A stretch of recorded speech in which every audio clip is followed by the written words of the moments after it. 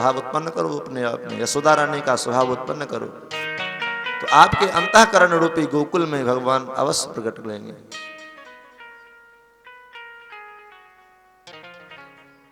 सुखदेव जी कहते हैं, राजन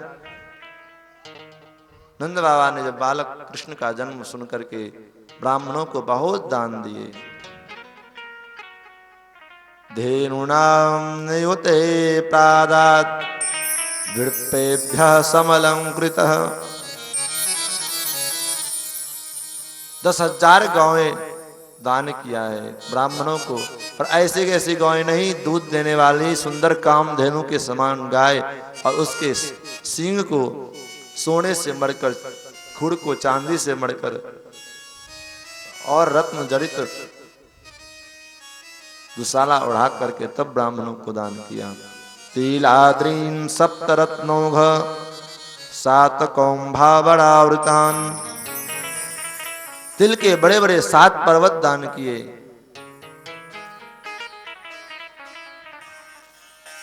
उसके बाद फिर बालक का जात कर्म संस्कार किया।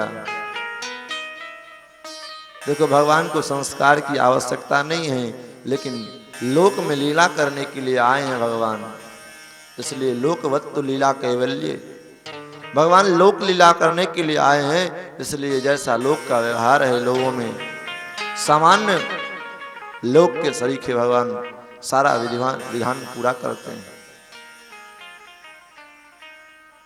उसके बाद जब गोप गोपियों को पता लगा कि यशोदा जी का पुत्र हुआ है, तो सभी गोप गोपियां सोरस श्रृंगार करके नंद बाबा के घर बधाई देने के लिए जाती हैं। गोप्य सुमृष्टमणिकुंडल निष्कंठ चित्रांबरापतिशिखाच्युतमाल्यवर्षा नंदालयं सवलया व्रजतिर्विरेजु व्यूलालकुंडल पयोधर हार शोभा। गोपियां जो श्रृंगार करके जाती हैं नंद बाबा के घर, माथ के जो है सिर के केस में जो सुंदर सुंदर पुष्प के गजरे गूंथ करके चल रही हैं, उनके पुष्पों के झड़ करके मानो दूसरे पीछे आने वाले गोपियों को रास्ता प्रकट कर रहे हैं, रास्ता मार्गदर्शन कर रहे हैं। और गोपियां आती हैं, बधाई लेती हैं और लाला को आशीष देती हैं, आशीर्वाद देती हैं। आशीर्वाद देते हुए कहती हैं, ता आशीष प्रयुंजाना स्थिरम पाहीति बालके। यशोदा रानी, आपके लाला हम सभी गोपियन के हजारें वर्षों तक रक्षा करें। अब देखो, आशीर्वाद तो ऐसे दी हो जाए, जैसे हमको किसी को आशीर्वाद देना है तो उसको आशीर्वाद में यही कहा जाएगा कि 1000 वर्ष तक जियो। लेकिन ये नहीं कहती, कहती आपकी लाला हम गोपियन के हजारों वर्ष तक रक्षा करें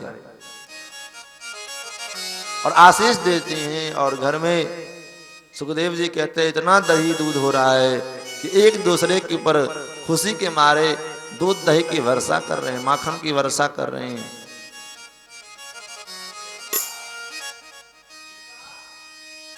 और सभी गोपियां हिल मिल करके नंद बाबा के घर में बधाई देते हुए सभी गोपियां नृत्य करते हुए गाती हैं। नंद जू के आंगन में बज रही आज बधाई, नंद जू के आंगन में बज रही आज बधाई,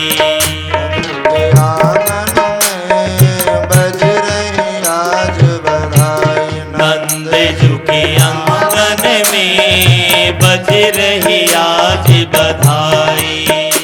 100 बार बधाई लोगों, 100 बार बधाई लोगों, 100 बार बधाई लोगों, 100 बार बधाई लोगों, लाखों बार बधाई। नंद जू के आंगन में बज रही आज बधाई, नंद जू के आंगन में बज रही आज बधाई।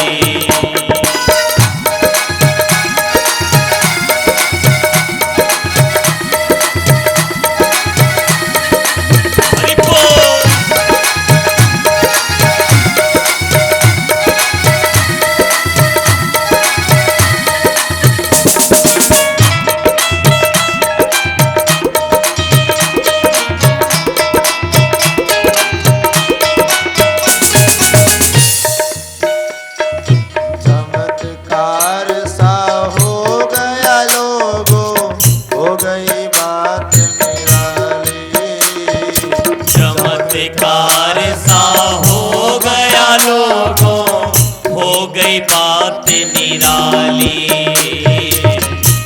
एक चमत्कार हो गया महाराज। कौन सा चमत्कार? 60 साल की अवस्था में नंद बाबा को बालक हुआ है और 60 साल की अवस्था वाले व्यक्ति का तो दाढ़ी के सब पक जाते हैं। नंद बाबा बूढ़े हो गए थे, सारे दाढ़ी वाल पक चुके थे, लेकिन जैसे पुत्र जन्म की खुशी इतनी हुई, इतनी खुशी कि रात भर में ही सारी दाढ़ियां जो है काले हो गए, सारे बाल काले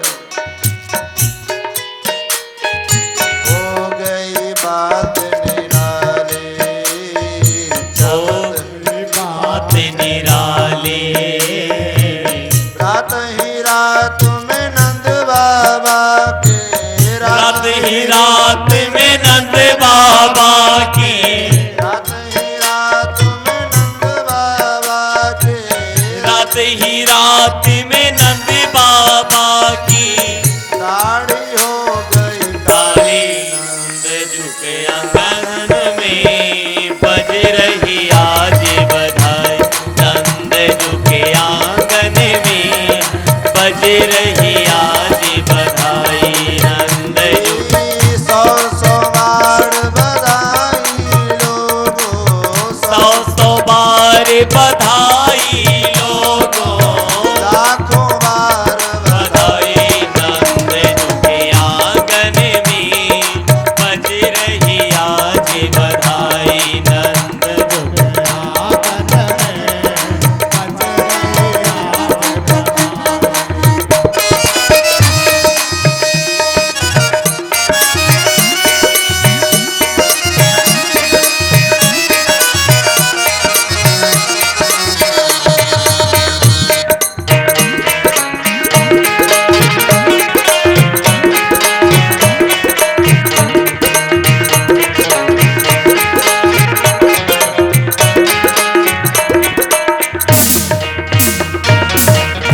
आपस में ग्वाल वाला हल्ला मचा रहे थे।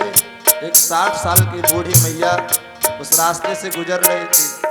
उसने देखा इतना नंद बाबा के यहाँ इतना शोरगुल हो रहा है, पहुंची और कहा लाला आप कहाँ भयो है।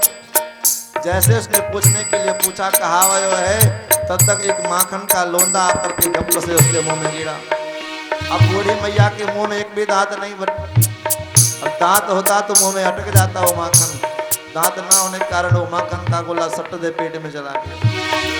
अपने आप को संभालते हुए पूछते हैं भैया कहाँ भयो है। ग्वाल वालों ने कहिया कहा मैया अब ना जान पायो। बोले कहा भयो बताओ तो सही। मैया यशोदा रानी को सुंदर लाला भयो है। सुनते ही 60 साल की मैया महाराज इतनी तेजी पता नहीं कहाँ से आ गई। जैसे एक नौजवान नृत्य करते हैं ऐसे 60 साल की मैया नाचने लगी। 60 साल के बूढ़े देखो हो गए आज जवान। 60 साल के बूढ़े देखो हो गए आज जवान। नाच गावे धूम मचावे, नाच गावे धूम मचावे, नाच गावे धूम मचावे, नाच गावे धूम मचावे। गावे मीठी तान नंद झुके आंगन में बज रही आज बधाई। नंद झुके आंगन में बज रही आज बधाई। ओ 100 बार बधाई सब लोगों, 100 बार बधाई सखियों को, 100 बार बधाई सब लोगों, 100 बार बधाई सब लोगों, लाखों बार बधाई। नंद झुके आंगन में बज रही आज बधाई। नंद झुके आंगन में बज रही आज बधाई। गोपियां मैया यशोदा का जो है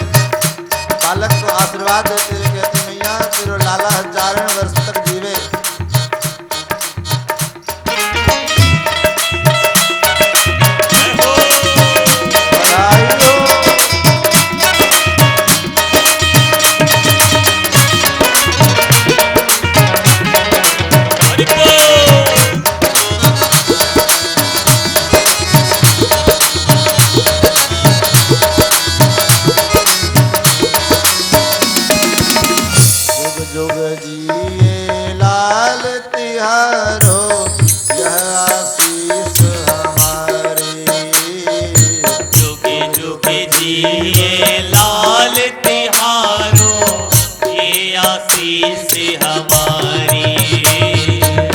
जुग जुग जीवे लाल तिहारो यह आशीष हमारी। जुग जुग जिए लाल तिहारो ये आशीष हमारी। ऐसे दे आशीष सब ही मिले, ऐसे दे आशीष सब ही मिले, ऐसे दे आशीष सब ही मिले, ऐसे दे आशीष सब ही मिले। गावे जय बनवारी। नंद जी के आंगन में बज रही आज बधाई। नंद जी के आंगन में बज रही आज बधाई। ओ सौ सौ बार बधाई लोगो, सौ सौ बार बधाई लोगों, सौ सौ बार बधाई सब लोगों, सौ सौ बार बधाई सब लोगों, लाखों बार बधाई। नंद जी के आंगन में बज रही आज बधाई। नंद जी के आंगन में बज रही आज बधाई। आंगन में बज रही आज बधाई। नंद जी के आंगन में बज रही आज बधाई। नंद जी के आंगन में बज रही आज बधाई। नंद जी के आंगन में बज रही आज बधाई। नंद जी के आंगन में बज रही आज बधाई। नंद जी के आंगन में बज रही आज बधाई। नंद जी के आंगन में बज रही आज बधाई। बोल नंद के लाला की जय। सभी सखी गोप ग्वाल बाल मिलकर के भगवान का उत्सव चल ही रहा है। अभी 6 दिन के भगवान हुए हैं, छठी का दिन आया है। नंद बाबा ने सभी गोप ग्वाल वालों से कहा, देखो भैया बहुत दिन हो गए, कंस का कर अभी तक जमा नहीं किया गया है, इसलिए कंस का दूत चाहे कंस स्वयं यहाँ पर में कर लेने के लिए आएगा।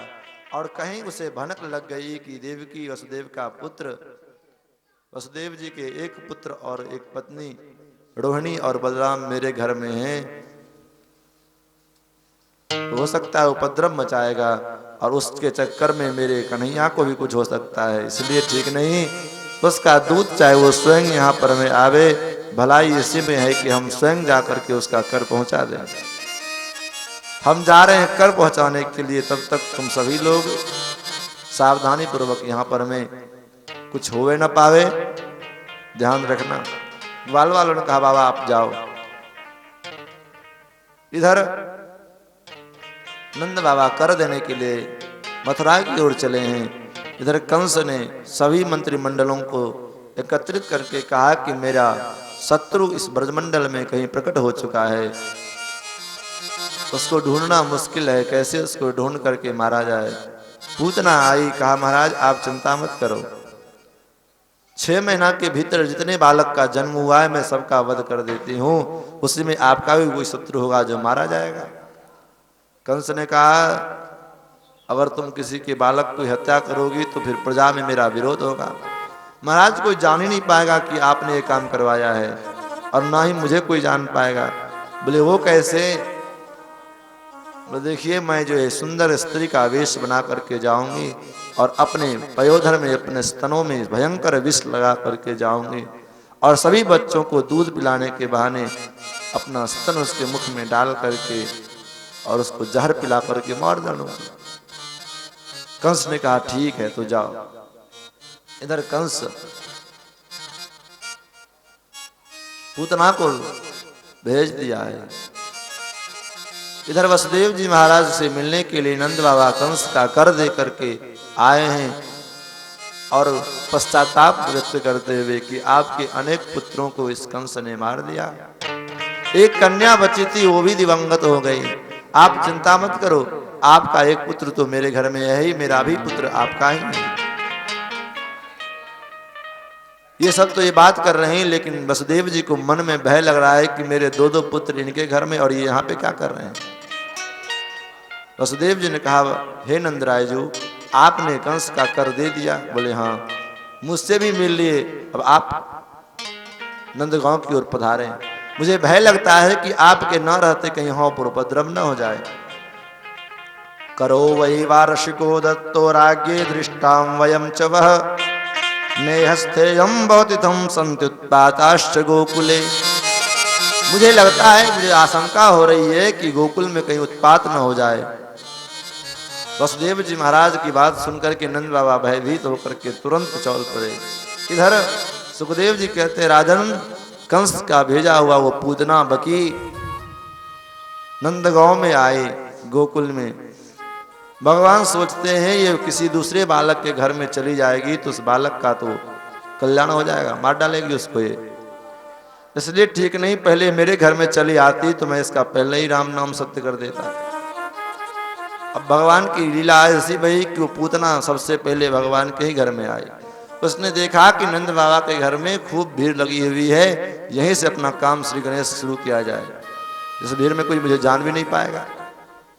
सुंदर स्त्री का वेश बना करके पूतना आई, और पूतना को आते ही देख करके यशोदा रानी ने पूछा, आप कौन? बोले, रानी, मैं जो है मथुरा से पधारी हूँ, आपके घर लाला का जन्म हुआ है सुन करके मैं एक ब्राह्मणी हूँ, मुझे इच्छा हुआ कि मैं भी चल करके आपके लाला को आशीष दूं।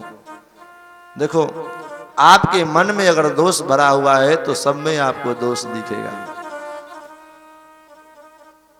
और आपका हृदय बिल्कुल साफ है, पवित्र है, तो जहां पर दोष है वहां भी आपको दोष नहीं दिखाई पड़ेगा।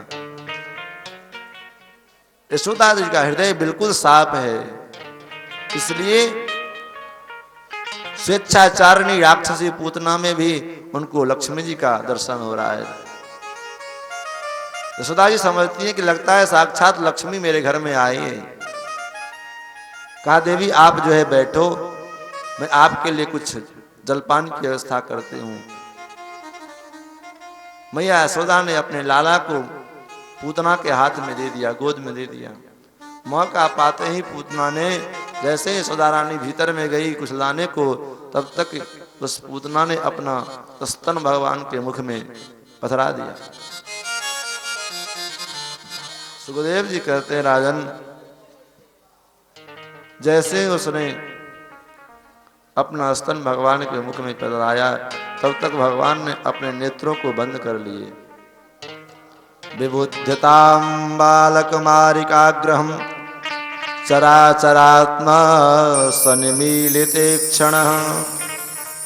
चराचर के आत्मा भगवान नंदनंदन श्याम सुंदर ने अपने दोनों नेत्र बंद कर लिए। संतों का भाव है, विद्वानों का भाव है कि भगवान ने अपने नेत्र क्यों बंद किए।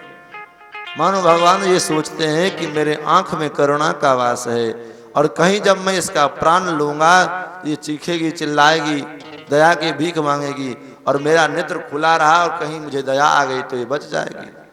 इसलिए अच्छा है कि पहले अपना नेत्र बंद कर लो। दूसरा भाव कि मानो भगवान नेत्र बंद करके किसी को निमंत्रण दे रहे हैं। किसको निमंत्रण दे रहे हैं? मानो भोले बाबा से निमंत्रण दे रहे हैं कि बाबा आज मेरे घर में भंडारा है। प्रभु कैसा भंडारा? बोले दूध का और जहर का भंडारा है। प्रभु क्या करना पड़ेगा? बाबा आप तो जानते हो हम तो बालक हैं और क्षीर सागर में रहने वाले हैं, मुझे दूध पीने की आदत है और इसलिए मैं बालक बनकर के मैया का दूध पीने के लिए और इस गोकुल में माखन खाने के लिए आया हूँ। लेकिन समस्या ये हो गया है कि इस दूध के साथ साथ ये जहर भी मिल रहा है आज पीने को। तो जहर पीने का एक्सपीरियंस तो आप ही को है, इसलिए हमारे यहाँ भंडारा है, आपको निमंत्रण देते हैं। दूध मैं पी लूंगा और जहर जहर आप पी लेना। भगवान ने कहा वाह प्रभु, अजीब भंडारा है आपका, दूध आप पियो जहर मैं पीऊंगा। खैर कोई बात नहीं, मैं आपका प्रसाद समझ करके, क्योंकि आप दूध का पान करोगे तो आपके मुख लगने के कारण उसका जहर भी प्रसाद बन जाएगा और प्रसाद समझ करके मैं उस जहर को पी लूंगा। देखो, इसलिए कहा जाता है ये पूतना कौन है? बोले पूतना इसका नाम है। पूतना का नाम का अर्थ है पूतना। पूत बोले तो पवित्र और न बोले तो नहीं, जो पवित्र नहीं है। और ब्रजमंडल के जितने गोप ग्वालवाल जो भगवान के सखा हैं वो सब साक्षात वेद के मंत्र के स्वरूप हैं। वेद का मंत्र ही मानो भगवान के सखा बन करके प्रकट हुए हैं। और शास्त्र कहता है कि वेद के मंत्र की जो है प्राप्ति करने के लिए, वेद मंत्र का उच्चारण करने के लिए शुद्धि की आवश्यकता होती है। शरीर शुद्ध हो, स्नान इत्यादि करके तब वेद पाठ करना चाहिए। और ये पूतना अपवित्र है, तो वेदों की प्राप्ति तो पवित्र व्यक्ति को मिलता है, पवित्र अंतःकरण वाले को वेद का ज्ञान होता है। लेकिन भगवान समदर्शी हैं, भगवान के पास चाहे आप पवित्र होकर के जाओ, चाहे अपवित्र अवस्था में जाओ, किसी अवस्था में जाओ भगवान आपको मिलेंगे। वहां पर में पवित्रता और अपवित्रता का कोई भेदभाव नहीं है। आप शुद्ध हो चाहे ना हो, उससे मतलब नहीं है। इसलिए भगवान जो है पूतना को अपने पास में स्वीकारते हैं, पूतना को अपने पास में बुला लिया। और ये पूतना क्या है? बोले माया का स्वरूप है। माया, आपको इस माया की नगरी में वास करना पड़ेगा, क्योंकि भगवान ने माया की नगरी में आपको भेजा है, तो माया की नगरी में आपको रहना पड़ेगा। जैसे किसी माँ का बच्चा, किसी बच्चा का अपना माँ जो है मर चुकी है और कोई सौतेली माँ है, तो सौतेली माँ कभी भी उस अपने सतपुत्र को, सौतेले पुत्र को सुखी नहीं देखना चाहती। वो चाहती है कि कब ये मर जाए। तो क्या करेगी? बोले इसको जहर दे करके मारने का प्रयत्न करती है। तब आप उस जहर से बचना चाहते हो तो क्या करोगे आप? क्योंकि मैया का दूध पीना पड़ेगा, आपके पास कोई उपाय भी नहीं है। जो मैया खिलाएगी वो खाना पड़ेगा, क्योंकि घर में, उसके घर में रहते हो, नहीं कैसे खाओगे? तो आप क्या करें? और आपको उस माँ से खतरा है, सौतेली माँ से, कि कभी भी मुझको खाने में जहर दे के मार सकती है, चाहे किसी चीज के साथ जहर दे के मार सकती है। तो आप क्या करें? बोले आप उस जो भी कुछ माँ देती है उस वस्तु को लेकर के अपने पिता को खिला दो। पहले पिता को निवेदित कर दो कि पिताजी पहले आप खाओ तब हम खाएंगे। तो माँ कभी ये कार्य नहीं करेगी, सौतेली माँ जो है कभी भी ऐसा काम नहीं करेगी, क्योंकि वो जानती है कि कोई भी वस्तु इसको हम देते हैं तो सबसे पहले अपने पिता को ही दे करके आता है, तब ग्रहण करता है। ऐसे ही भगवान की दो शक्ति है। भगवान की पत्नी है योग माया, और लक्ष्मी जी तो शाश्वत पत्नी है ही। तो हम लोगों की माँ कौन है? बोले साक्षात जगन जननी लक्ष्मी जी। और योग माया कौन है? बोले सौतेली माँ। ये संसार की माया जो है हम लोगों को कभी सुखी नहीं देखना चाहती। इसलिए इस संसार की इस माया ने क्या किया?